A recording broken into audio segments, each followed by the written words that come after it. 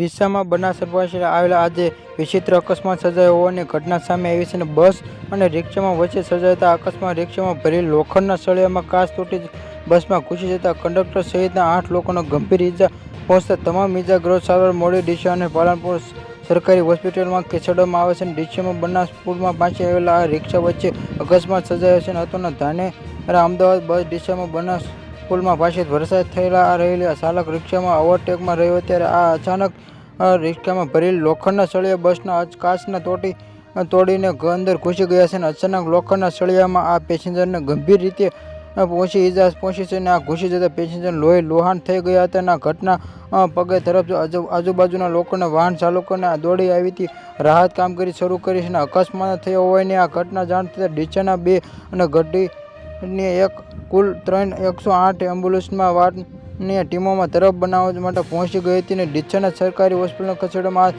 છેલ્લા પ્રાથમિક સારવાર આપ્યા હતા. અને આ હોવાની વધુ સારવાર માટે પાલનપુરની સરકારી હોસ્પિટલમાં ખસેડવામાં આવ્યા છે.